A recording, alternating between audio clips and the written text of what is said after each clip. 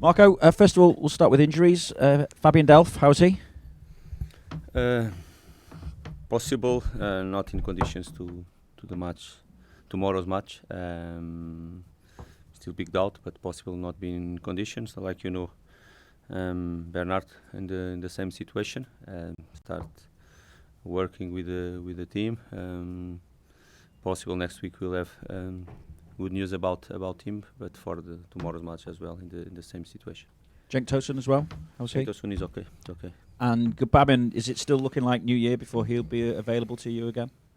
Yeah, not for sure, not before, and let's see when he will be available. Him and Andre will be long-term injured, and we don't know. We don't have a date in the moment to be more sure about the situation, but that means will be a long term. Just on Andre, where's he up to in his recovery at the moment? Okay, step by step, like you know, is to be really patient with him. Was with us today again in the morning. He's become more often every day here with his teammates doing his rehabilitation step by step. Will be a slow recovery, but we know already, and let's see each month how will be. For sure or for sure not, but possibly will play this season. But we never know. Let's see how we react. But now is a moment for us to be just patient with him, and to be supportive with him as well. I have to ask you about the big news in football this week, and Jose Mourinho, your friend, being back in the Premier League. Just what do you make of it? Something that you said it wouldn't take too long to happen, I think, when he lost his job at Manchester United. For sure. Will not be too long. Was more long than I expect, to be honest. But I think it's very good for him to be back. My opinion, really good for Premier League as well to have Jose Mourinho back in charge. And for sure, okay, when manager achieve what he have achieved along this career, what he won along this career is really good to have him back. And for me, like you know, he's my friend as well. It's really good to see him back. Some words as well for Mauricio Pochettino. I think he has to be really proud of everything what he did in Tottenham. He helped really that players and the club to grow, and he has to be really proud of what he did in his job. When a manager who's been relatively successful like Maurizio has loses his job, do you yourself look for reassurances from the chairman and the owner that they will continue to be as supportive as they have been towards you? No. I think each case each situation is each situation, and we don't have to look to the other, what's happening in the other clubs to try to think in yourself or what's happened. I think we as a club we have to look for ourselves and to look for what we want to do and what we want to do together, nothing more. I think then, if I put it another way, is it fair for me to ask you about pressure when in your 50 Premier League games here you've managed more wins, more points, more goals and conceded 11 less than in the 50 Premier League goals at Everton's 50 Premier League games previous to when you took charge? Yeah, maybe surprise for some of the people don't be aware about the last 50 games before I came. What I can tell you, I want more. The next 50 I want more. I want to improve these numbers because we as a club, and myself first of all as a manager, we as a club we want more. We want to keep improving, and this is what we want for the club.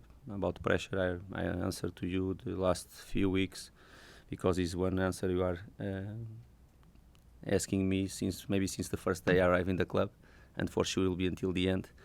For me it's a privilege to have pressure because when I choose this job, I love this job.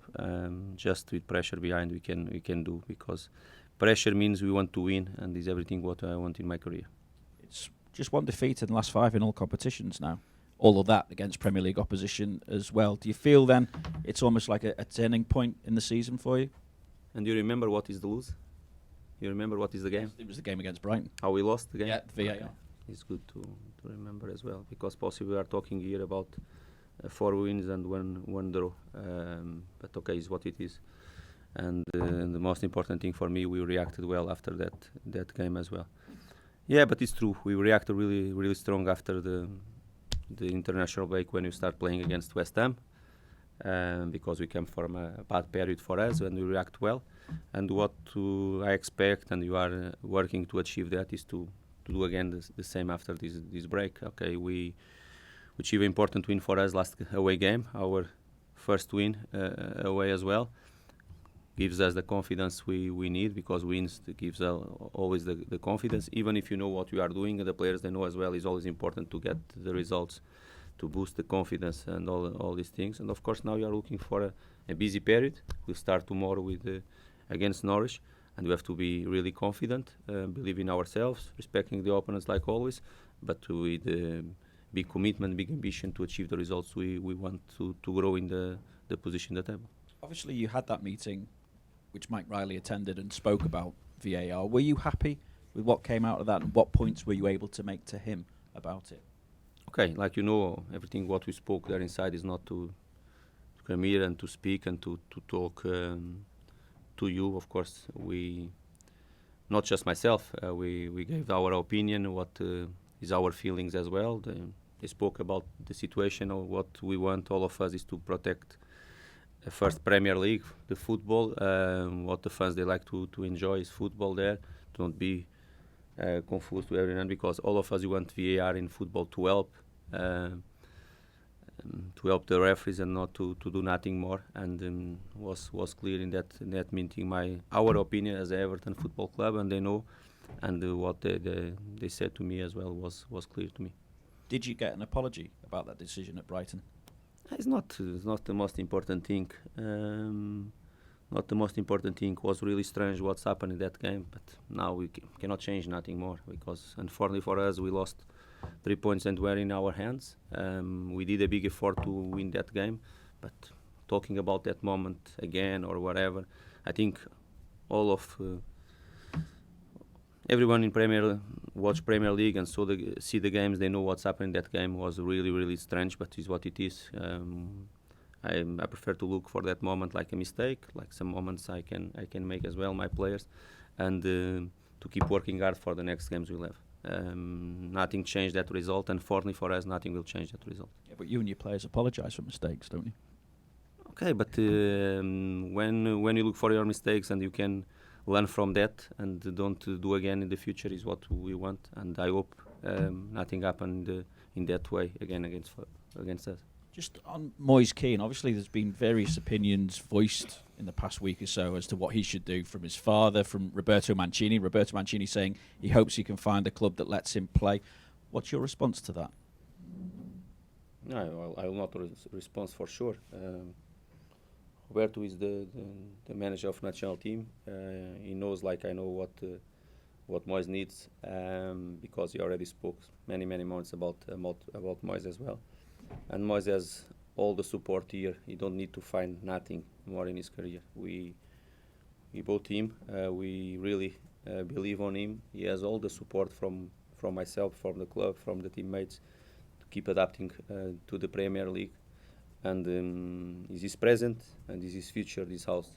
No doubts about that. And for me, what is the most important is what I speak with him directly, with Moise, and what he speak with myself as well. And everything is so clear for me and to him. What's his attitude been like after the Southampton game, when obviously he was left out of the squad and disciplined for being late for a team meeting? About discipline, is what are the rumors and what you said. You know what I said after the match about my decision, when, I don't know if some of you asked me about the decision, and I was clear about rumors or whatever. I was not here to talk. No one in our club said something about the situation.